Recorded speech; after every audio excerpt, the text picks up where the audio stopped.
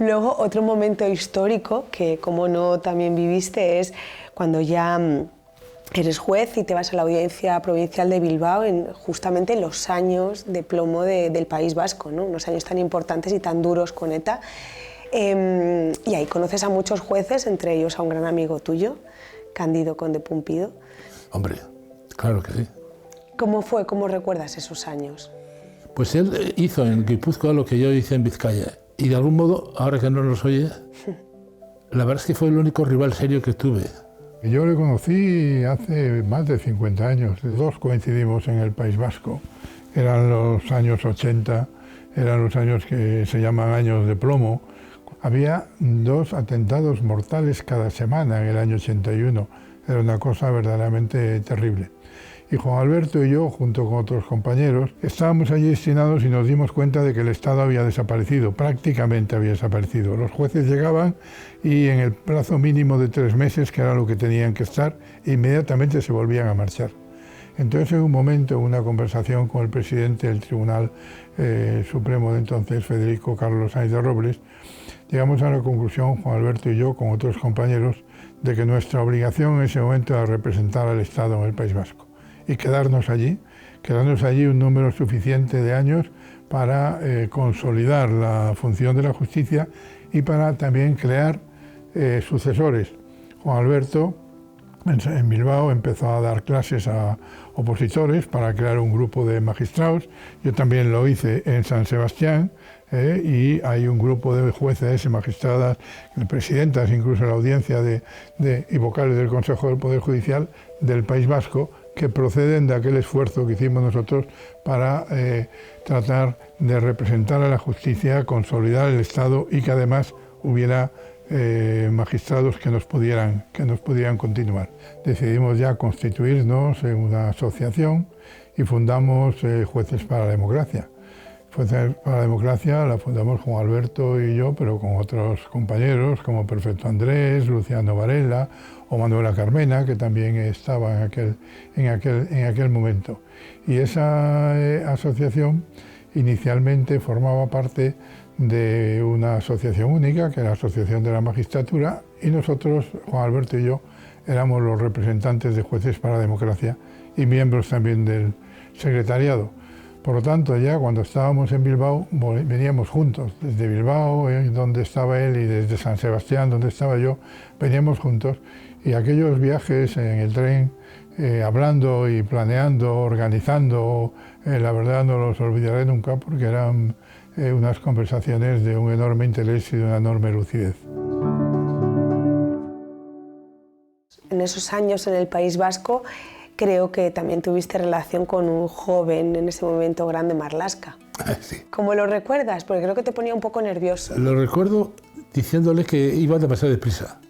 Pero en fin, es un chico que estaba muy dotado. Cuando conocí a Juan Alberto Bello, fue como consecuencia de que yo buscaba un preparador para las oposiciones a judicatura. Era muy duro, es decir, cualquier tema que no estuviera perfectamente expuesto con claridad, no solo, te quiero decir, ese juego de la memoria del tema, sino perfectamente estructurado y que se viera que tú controlabas, que entendías el tema y que lo explicabas razonablemente. No era el que simplemente lanzar el tema como un papagayo, por así decirlo, ¿no? Esa relación es cierto que es difícil que vaya más allá de ese punto, por así, vamos a llamarle académico. Pero con Juan Alberto al final siempre había un punto para hablar también mínimamente o de novelas, por ejemplo, o algo para compaginar un poco el estudio y tener también luego esa posibilidad también de distraer un poco la mente. Ahí sí que cabía un poquito esa opción antes de lanzar los temas de esa, bueno, ¿qué tal ha ido estos días?, etcétera, y un poquito.